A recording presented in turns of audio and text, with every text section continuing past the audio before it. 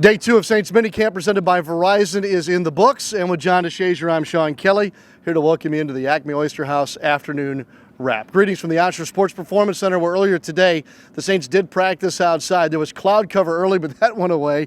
It steamed up, sunny, and temperatures in the upper 80s. John, much like yesterday. Yeah, it did. It got really steamy. These players are getting accustomed to it. However, it's got to be difficult to work through, but I think that will give them a mental advantage because it won't get a lot worse than this in any game that they play. The tempo and pace of practice a little different today. That's probably because, John, there was a few more situational type periods that we saw the Saints work through. Yeah, you have to work on all these situations, whether it's goal line, whether it's 2 minute, whether it's end of game where they went for field goals or onside kicks. All of these things that have to be practiced because you just don't get to the game and automatically know what to do. You've got to drill it into them, and so it begins now in June.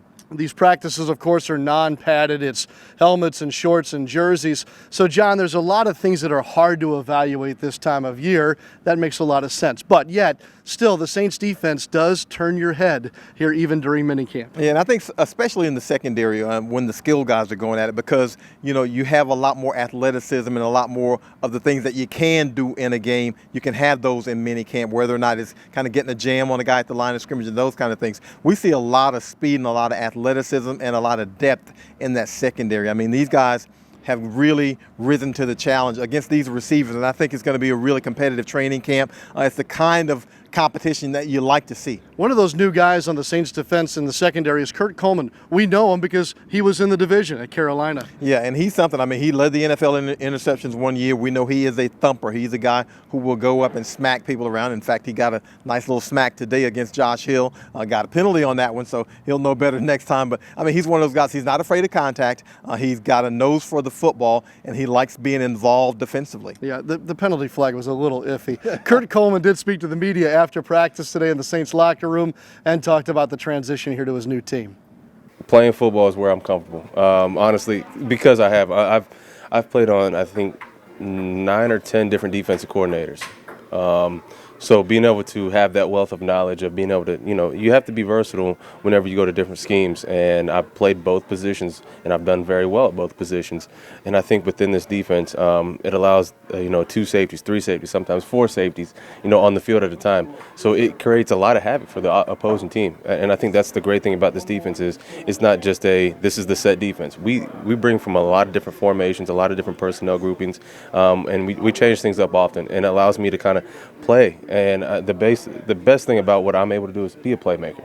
Don't just put me in one spot and tell me just have fun there. No, I like to move around. I like to have fun. I like to be able to see the ball, go get the ball, and sometimes I like to play deep. So this defense, it allows me to do that, but really just allow me to play freely along with the other guys. Another area of the Saints defense that is deeper this season seems to be linebacker. That's well documented. Maybe one position group that hasn't been talked about as much is defensive end. We all know about Cam Jordan on the one side, but the other side has had some question marks over the last couple of seasons.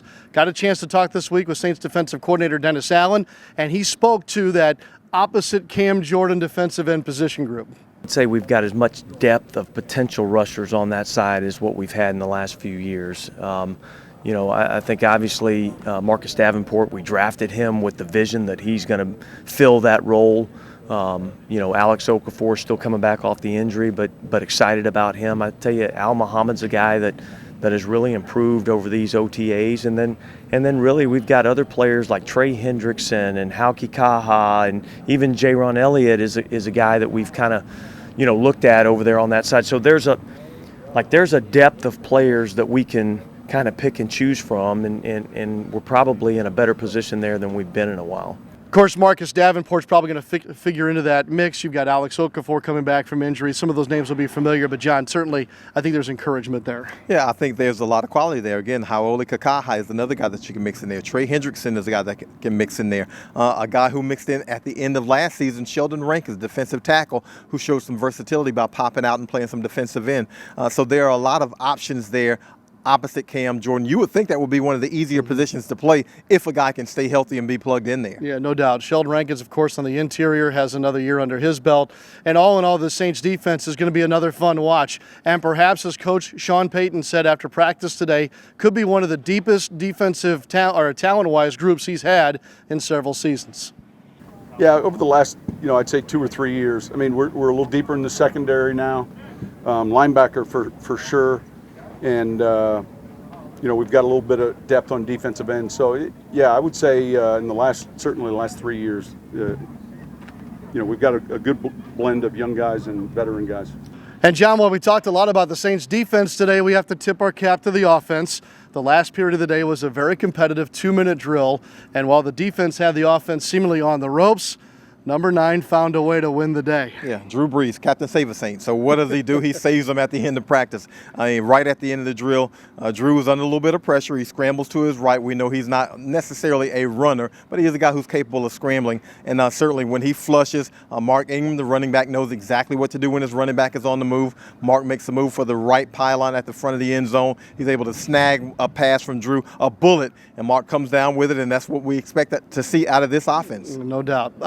News and notes, anything to add to our final wrap of this day? Well, you mentioned Marcus Davenport, the rookie defensive end, earlier. Marcus did not work on today. We know he's got that hand injury. He's going to have surgery, I think, on Friday, so he didn't go today. Cam Jordan, as well as Michael Thomas, again, excused absences from practice. Other than that, looks like everybody was present and accounted for. And we'll look for more of the same tomorrow. The final day of Saints minicamp is tomorrow here on Airline Drive at the Osher Sports Performance Center. Weather permitting, you're most welcome for a practice that begins at about 11 o'clock. For John DeShazier, I'm Sean Kelley. We'll see you next time on the ACME Oyster House Afternoon Wrap.